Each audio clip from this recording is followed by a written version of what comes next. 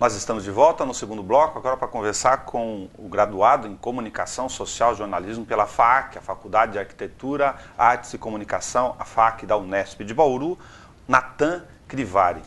É engraçado essa ponte entre falar da graduação e do jornalismo. A gente fica com a ideia de querer chamar de aluno, sempre, né? Até por ser egresso da universidade também. Como trabalho de graduação, embora vocês tivessem se debruçado como pesquisa nisso, muda alguma coisa quando vocês estavam lendo, por exemplo, a visão meio de tentar olhar? Se você conseguiu se debruçar com isso, Natan, olha como jornalista, aquilo que está escrito, é essa matéria aqui no dia, o Nelson, ou a Cristina, ou o Márcio, ou o Jabur, ou quem cobriu a época, exageraram um pouco mais, ou não exageraram um tanto assim em relação ao clima que se dava aquilo que estava sendo coberto naquele momento. Eu acho que como aluno, né, você olha para a coisa e acaba se tornando um pouco frio, porque o aluno tende a pesquisar mais do que ir ali e ter uma opinião concreta sobre o fato, né, ou sobre como, no caso, ir analisando a cobertura, né. Mas quando você começa a olhar com um olhar mais jornalístico mesmo, começa a entrar naquele meio, aí você começa a perceber, algumas coberturas talvez tenham tido um pouco de excesso, outras talvez tenham faltado alguma coisa, sabe? Você olha e fala, nossa, faltou alguma coisinha que outra cobertura acabou dando, né? Então você acaba sim tendo um olhar bem diferente daquilo que quando você olha apenas como aluno, né? Olhar como jornalista, digamos que é outra visão que você tem. A pesquisa acabou passando para vocês esse ambiente de medo, inclusive da cobertura dos personagens, cada qual em sua instituição, dos participantes, à medida que vocês iam pesquisando ou não? E essa foi uma sensação que vocês tiveram quando comentou, Otávio, por exemplo, negativas de comentários, mesmo 15 anos depois? Eu acho que, na verdade, a sensação de medo, ela vem acompanhada das dificuldades, né? Então, claro, as pessoas não quererem falar, né, quererem segurar a sua opinião ou não aparecer por medo de alguma outra coisa, isso traz, opa, tem uma coisa errada aqui, né? Mas, ao mesmo tempo, ela nos instiga mais. Porque eu acho que essa é a função do jornalista, é você levar o fato para a sociedade que muitas vezes ele passa despercebido, né? É ter uma outra visão.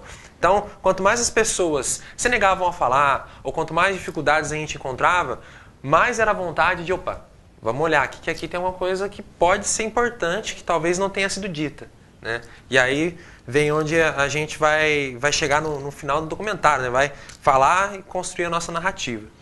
Entendi. O fato de ter sido uma crise que teve repercussão, como eu comentava com o Otávio no primeiro bloco, com mais de uma repercussão do ponto de vista apenas da cassação em si, repercussão policial, repercussão do ponto de vista judicial, com todas as suas nuances, e repercussão na sistemática mesmo da imprensa cobrir no dia a dia. Você é de Ourinhos. Você tem precedentes disso na sua terra, ou daquilo de outros casos, de crises políticas de outras cidades de porte médio que você tem acompanhado? Olha, tem, né? Na verdade, assim, toda cidade eu acho que tem alguma dificuldade, passa por algum momento de crise, né? Ourinhos tem, sim. Morei uma época em Avaré. Em Avaré aconteceu um caso muito interessante, que tivemos um prefeito, ele se candidatou, a propaganda política foi veiculada em nome dele, mas ele tinha sido cassado. Então quem assumiu não foi ele, foi o vice. E, na verdade, enquanto isso, não pode, né? Pelo menos até onde a gente entende. E esse cara foi vice-governou durante os 4 anos, né? Então, eu acho que cada cidade ela tem a sua dificuldade. Ourinhos teve, né, recentemente, o caso do ex-prefeito Toshio, né? Mas são várias, acho que cada cidade, dependente do tamanho, ela acaba passando por alguma dificuldade política, sim. Esse é um ponto para as pessoas entenderem, importante do ponto de vista acadêmico, que vocês analisaram. É produto da vivência política das comunidades nos seus municípios a existência de crises no tempo, sejam elas de qualquer porte. Sim, eu acho que a crise, ela tem 2 maneiras de você olhar uma crise, né? Ou você olha no sentido de crescer, ou você olha no sentido de atacar e derrubar aquilo que está acontecendo dentro da crise, né? Seja a pessoa que está em crise ou, né, o órgão que está em crise. Então, eu acho que são esses dois vieses que a gente pode ter quando olha para uma crise, né? E a crise sempre ela vai acontecer, né? Basta aí a população, no caso, quando a gente fala de uma crise política, ter essa noção de que o quê? Tem que ser acompanhada e tem que buscar uma solução, seja ela qual for, né? A sociedade não pode parar. Dá a impressão que durante a crise, apesar de nesse caso a gente estar tratando de casos que tinham coberturas sistemáticas, haja vista o tamanho e a repercussão dos fatos no tempo, pelo menos no determinado faixa de período mais aguda, os anos de 97, 98, 99, por exemplo, se pegar como centro da crise, eu me refiro à questão da comunidade em si. A comunidade acompanhava no entorno, ela só foi nas ruas, as partes que estavam envolvidas no epicentro da crise, que é a cassação de mandato em si, porque aí mudaria a função política e institucional da cidade, ou vocês perceberam que por causa de ter coberturas sistemáticas a cidade se engajou, acompanhou essa crise mais de perto no caso de Bauru? A cidade ela foi acompanhando, né? Eu acho que no primeiro momento, talvez nos primeiros meses, quando as matérias começaram a sair, principalmente na mídia impressa, não tenha tido, logicamente, o mesmo impacto. Mas conforme a coisa foi tomando proporção, a comunidade foi acompanhando os fatos, o que acontecia, como acontecia, né? E aí cada um foi tomando o seu partido, né? Ou a favor ou contra, ou para atacar, ou para defender, né? Então, assim, isso de certo modo é muito bom, a comunidade tomar partido. Eu acho que talvez se essa cobertura tivesse sido mais forte desde o começo, a comunidade poderia ter enxergado de outra forma, né? Ela acabou se engajando efetivamente no epicentro da crise, é óbvio, né? Principalmente quando tivemos a sessão de cassação, quando o ex-prefeito saiu, voltou, né, alguns meses depois, saiu novamente. Em todos esses fatos, a comunidade ela acompanhou e mais se envolveu, né? Lógico, a gente percebe que em muitas situações são movimentos partidários que começam, né, começam ali a muitas vezes se degladiar, né, ou mostrar o seu lado, mas a comunidade sim, ela adquiriu um partido, tomou uma posição sim. 2 ensinamentos ou lições para você observar conosco sobre esse tipo de crise. Lógico que estão falando do trabalho seu, mas ela serve como raciocínio para análise de qualquer relação entre a comunidade, as suas forças políticas e o funcionamento da vida pública, que em última instância as pessoas dependem do poder público para resolver, em tese, algumas de suas principais demandas. São gerações diferentes. Final dos anos 90, nós estamos falando aqui sobre um outro ambiente. O jovem, hoje, apesar da internet, das mídias sociais, de todos os elementos, ele está distante do acompanhamento de eventuais crises, aqui ou no nosso entorno, no Estado ou no país, ou em função dessas ferramentas, ele é mais engajado que aquele jovem naquele período?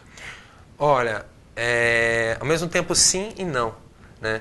Porque por mais que o jovem ele tente se engajar, em alguns momentos ele acaba deixando muitas coisas de lado, né? A política ainda, em muitas situações, ela é um fato que ao mesmo tempo amedronta e ao mesmo tempo, deixa pra lá, né? As pessoas vão empurrando, os jovens hoje eles vão empurrando meio que com a barriga, né? Então assim, a internet facilita muito o acesso à informação, né? Temos até leis, né, que contribuem para isso, lei de acesso à informação. Não só a internet, mas hoje a facilidade de você poder assistir uma TV aberta no seu celular enquanto espera o ônibus no ponto. Mas enfim, o acesso à informação ele está bem mais fácil. E o jovem ele acaba tendo esse acesso, mas muitas vezes acaba não valorizando esse acesso, essa quantidade de informação que ele tem, né? Então, às vezes, ele acaba não se engajando da maneira que deveria. Mas eu acho que muitas vezes ele acaba tomando partido em alguns momentos específicos da trajetória política da sua cidade, do país, enfim, como nós vivemos há alguns meses atrás. Em um outro ponto, o segundo, talvez o mais importante dessas relações que a gente está falando aqui, em função da academia, de comunicação social em jornalismo, embora possa parecer óbvio, da importância dos veículos estarem, sobretudo com linhas editoriais favoráveis para que se possa cobrir, possa se dar guarida ao que os jornalistas buscam na rua. Se isso fez a diferença nesse episódio, e se isso, na visão de vocês, após a conclusão do curso, faz diferença no momento do acompanhamento ou até do distanciamento, se você assim achar, da sociedade em relação aos fatos do dia a dia. A gente está falando aqui de liberdade de expressão. Olha, eu acho que sem dúvida faz uma diferença enorme, né? Quando o jornalista está livre para trabalhar, ele está livre para ir até a rua, coletar o fato e publicar aquilo para a sociedade da maneira como ele realmente aconteceu, né? Então, quando você trabalha com uma imprensa engajada, uma imprensa livre, com uma imprensa que dá essa oportunidade para que o jornalista realmente leve a informação como ela aconteceu, as coisas são bem mais fáceis, né? Talvez você gere um pouco de crise, né? Um pouco mais de crise, gere um pouco de polêmica, talvez existam as dificuldades, mas eu creio que o jornalismo engajado, as empresas jornalísticas realmente engajadas e transparentes, eu acho que esse é o ponto, a transparência entre as empresas jornalísticas, eu acho que isso contribui muito, não só no caso de uma crise, mas em qualquer situação, seja ela numa cobertura de esporte, seja ela numa cobertura entretenimento, enfim, qualquer situação que a imprensa vá cobrir, sendo transparente, eu creio que tem muito a agregar para a sociedade. Natan, muito obrigado a você. Nós vamos convidar as pessoas que estão em casa a assistir o documentário de 24 minutos, O que não foi dito, trabalho de conclusão de curso de jornalismo na FAC, Unesp de Bauru, do Otávio Frabetti e do Natan Grivari. Vamos acompanhar.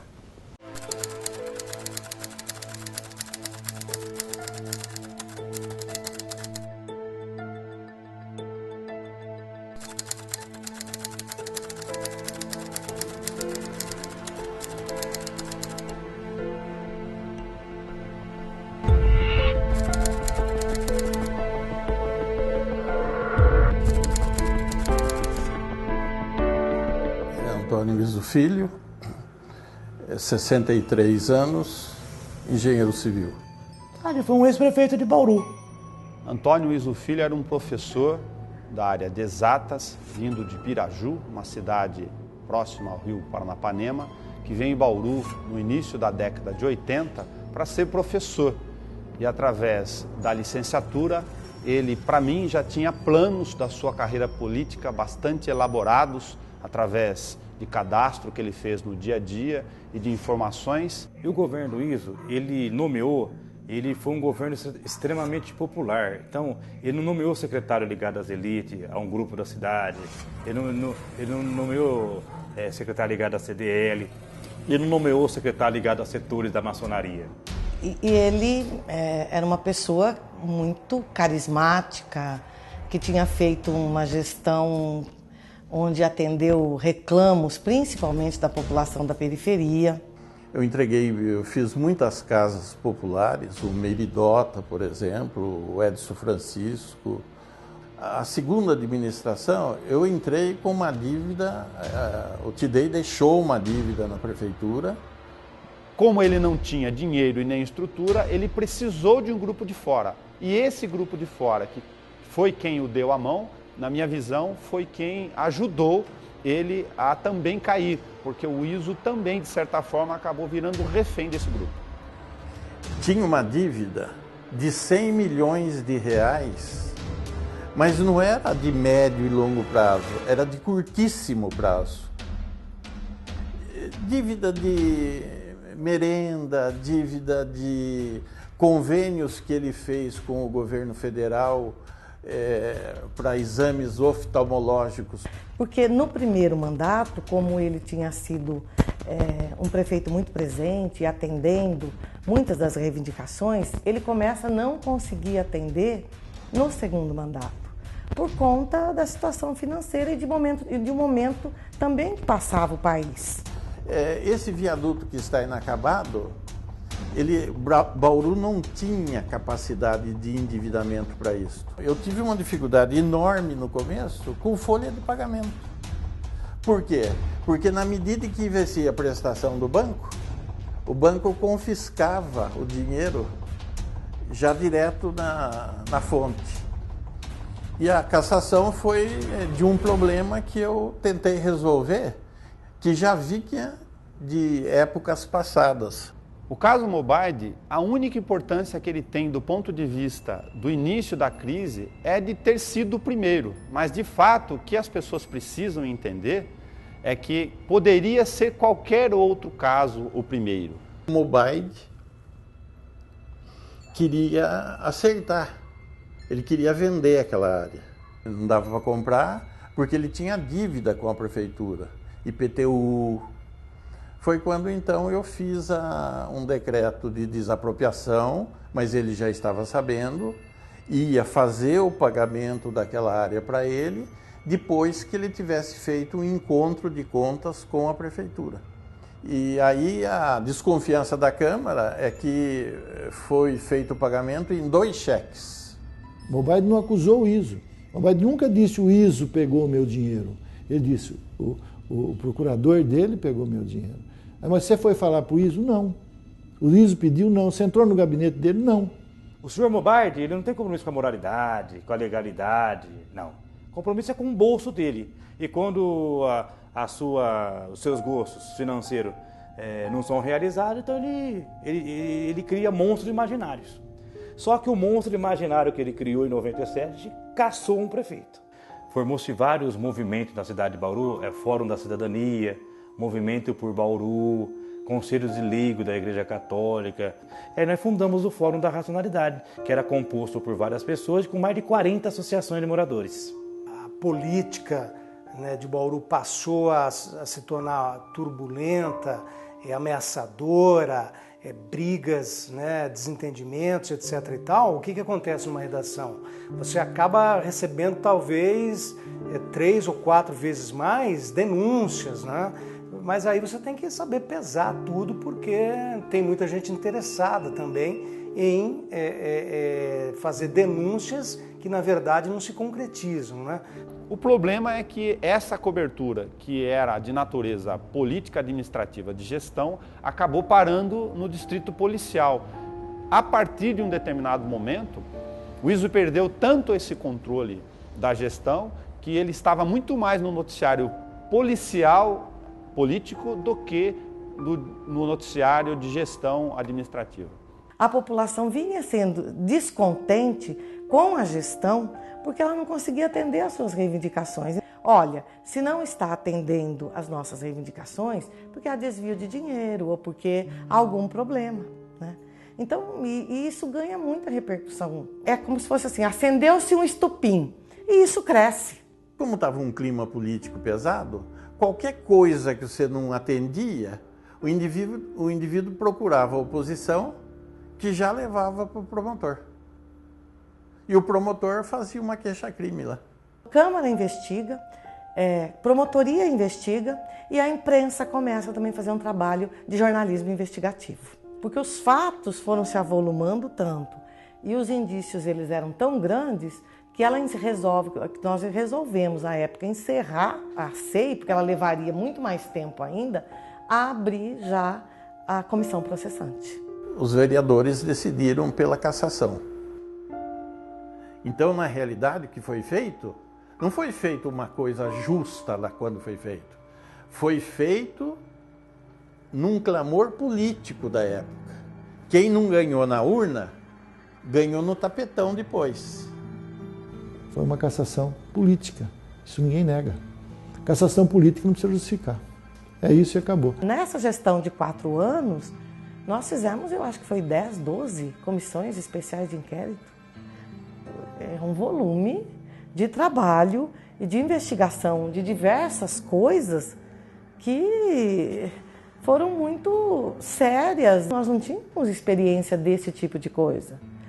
Mesmo vereadores já com 2, 3 mandatos, nunca tinham passado por essa experiência. Porque eu acho que foi um momento que não foi só politicamente difícil, ele foi pessoalmente difícil, porque as famílias foram afetadas. Não existe vitimização nessa história. Existe uma crise política administrativa gerada por erros sucessivos em escala dentro de um governo que não veio para executar aquilo que a população tinha ouvido na campanha eleitoral. A Polícia Civil fez nesta sexta-feira a tomada de depoimentos de pessoas citadas no caso de extorsão à empresa Circular Cidade de Bauru. Pela manhã foram ouvidas proprietárias da empresa, a dona Nerli Quaggio e também a senhora Carmen Quaggio. Confirmaram que elas já haviam dito, confirmaram o pagamento de propinas, como era o esquema que essa propina era paga, ou então prefeito municipal. A SCCB, ela poderia se candidatar para ser a empresa que iria continuar prestando o serviço. Só que para isto, ela precisava estar com a documentação em ordem, para não dispensar uma empresa que estava tanto tempo aqui na cidade. Eu falar, olha, dona Nerli, a senhora precisa acertar a documentação junto ao Fundo de Garantia, todas essas dívidas pendentes com o governo federal e estadual, a senhora tem que acertar. Falaram para ela que se eu fosse cassado e entrasse o outro, a solução do problema dela seria fácil. Foi quando eu voltei, acho que em janeiro ou fevereiro, ele pediu a cassação de novo. Qual foi a conclusão da delegacia seccional em relação ao primeiro inquérito de extorsão contra a ICCB? A conclusão foi cabal. O crime ocorreu, aconteceu, há materialidade do crime, há implicação muito séria do prefeito municipal e do André Torrens, tanto é que nós relatamos o inquérito em tempo mais reduzido e pedimos a prisão preventiva do prefeito. O pedido que nós fizemos foi endossado pelo Ministério Público, pelo Procurador de Justiça em São Paulo e está sendo analisado pelo desembargador, que vai decretar ou não essa prisão preventiva. No caso da extorsão, o prefeito e o André Torrens foram indiciados em que circunstâncias? Eles foram indiciados como coautores no crime de concussão, que é a extorsão praticada pelo funcionário público. Se o Iso tivesse governado com os ladrões local, com os ladrões de Bauru, que não são poucos, são vários, ele teria terminado o mandato, teria sido reeleito e poderia ter feito o sucessor. O mal dele é que trouxe ladrões de fora. Meu governo foi o que menos pessoa de fora teve. Tinha o Belarmino, que era o chefe de gabinete. O Carlinhos, que é um advogado que trabalhou na Endurbe. O Valdir dos Santos trabalhou junto com o secretário dos negócios jurídicos, e o Carlos Meluso, que foi secretário da Indústria e Comércio. Eu fazia o que eu entendia que devia fazer. Eu não era um prefeito fechado no gabinete. De segunda-feira, por exemplo, eu atendia quem fosse lá.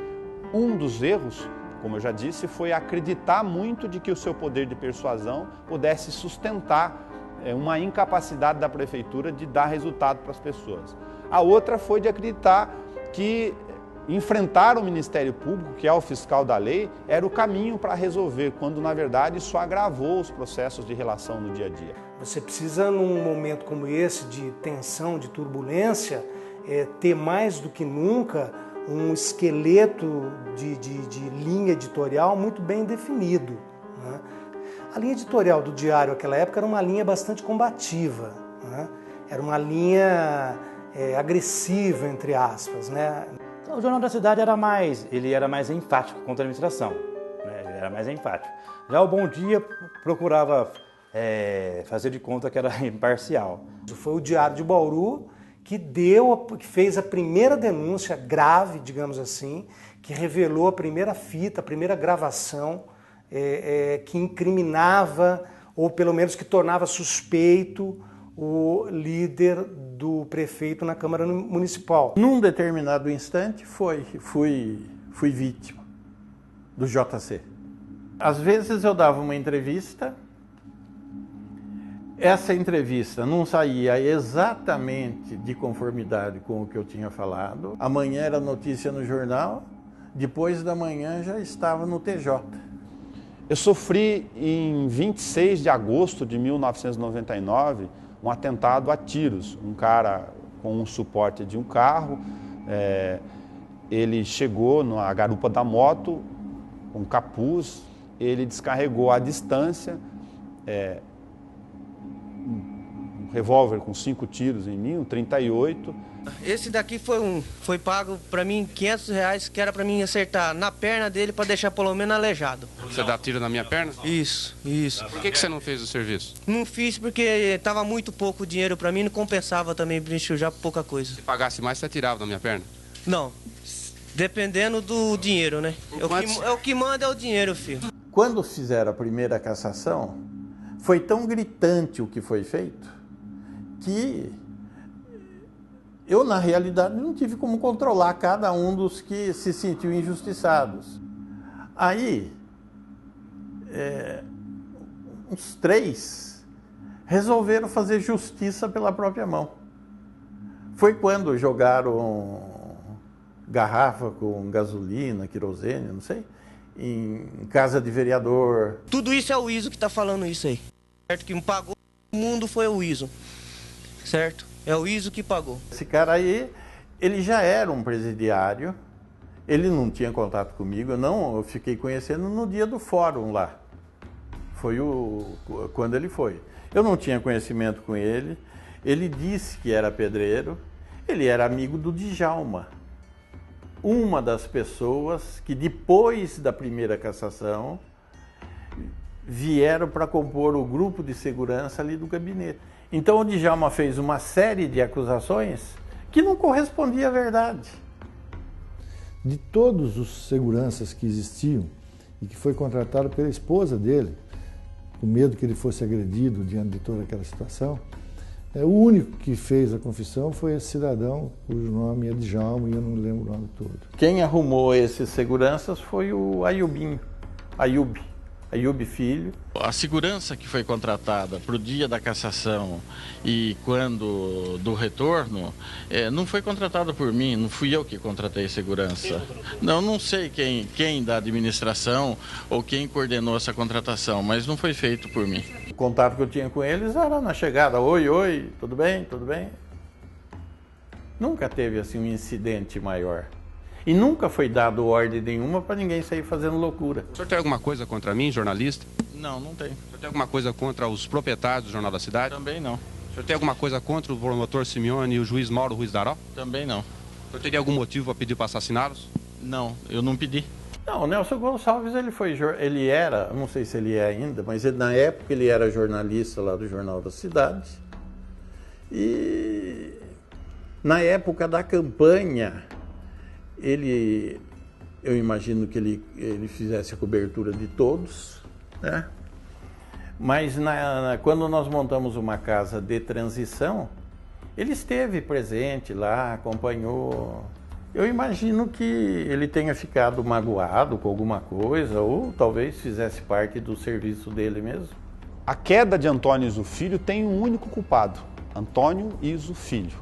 O Iso é culpado pelos seus erros diretamente, por omissão, por ter assistido, por estar na sala ao lado, por ter participado, na medida em que todos os processos jurídicos dos casos que foram julgados o transformaram num cara que está cumprindo pena em regime domiciliar, é verdade. Ele conseguiu um financiamento a fundo perdido do antigo Ministério da Ação Social para que fizesse os lotes urbanizados. Quando ele foi inaugurar o núcleo Meridota, estava em época de chuva e ele então precisava fazer um acesso à Meridota e ele entendeu então, após consultar a assessoria jurídica dele, que ele arriscaria mudar a destinação dessa verba para que depois a prefeitura, mais tarde, repusesse para fazer os lotes urbanizados. Depois de 9 anos de um crime administrativo, prende-se o prefeito preventivamente.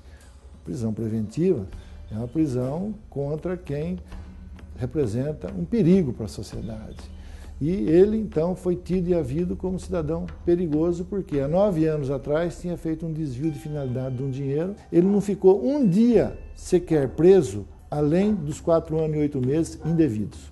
Eu não sei se ele entendeu a gravidade de onde poderia chegar aquela investigação.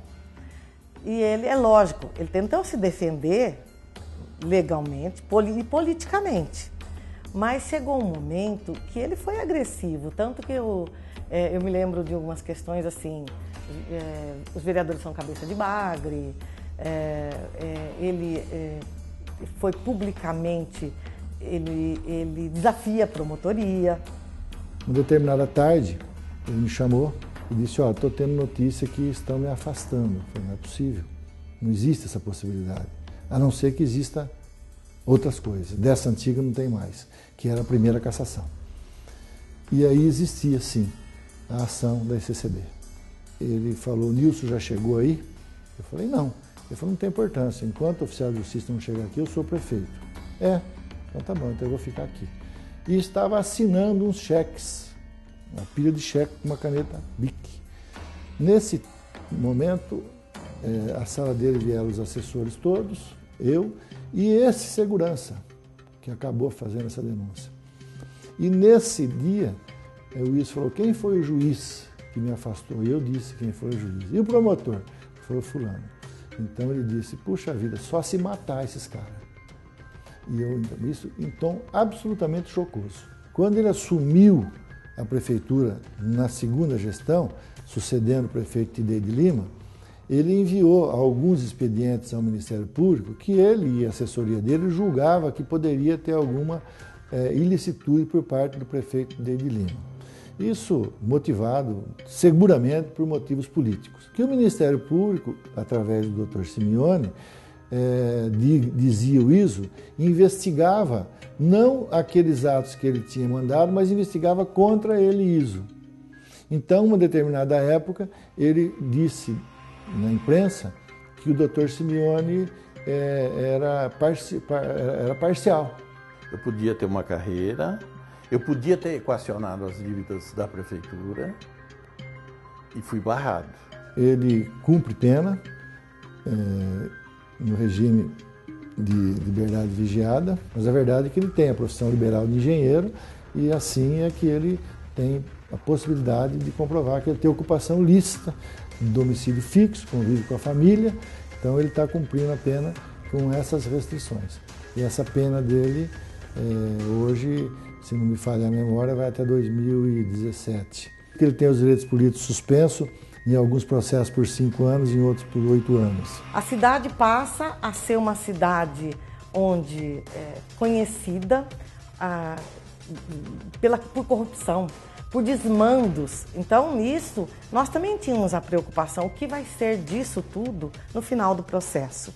No momento que caçar era importante, porque é correto, você tem que ter uma gestão correta, quem administra uma cidade, ou o vereador, no seu papel de vereador, ele também tem obrigações a cumprir. Eu penso que aconteceram fatos, principalmente com os vereadores, não é que houve um exagero, mas penso que a mão foi muito dura. Me sinto injustiçado com o que foi feito, e mais ainda porque, na medida que a justiça dá uma posição favorável, isso, para mim, fica mais claro que eu tinha razão. Sob minha ótica, ele não deve nada do que foi acusado. Ele deveria, sim, o desvio de finalidade da verba dos lotes urbanizados para fazer o acesso do meio de dota. Devia, isso sem dúvida nenhuma. Olha, se tem coisa que eu não guardo é mágoa. Eu quero ver aonde eu errei, por que eu errei, qual foi. Eu tenho certeza absoluta, eu não chamei ninguém para colocar a faca no pescoço e falar, me dá dinheiro aí. Pela investigação, pelos documentos, pelos quesitos e os parâmetros legais, ele foi culpado. Eu disse a ele que ele tinha que me dizer a verdade, porque eu precisava fazer a defesa dele. E ele disse então o seguinte, de tudo isso que eu estou sendo acusado, eu não fiz nada. Pode fazer perícia, pesquisa e pergunta para qualquer testemunha e todos quantos forem arrolados. Eu não devo isso. Eu acreditei nele.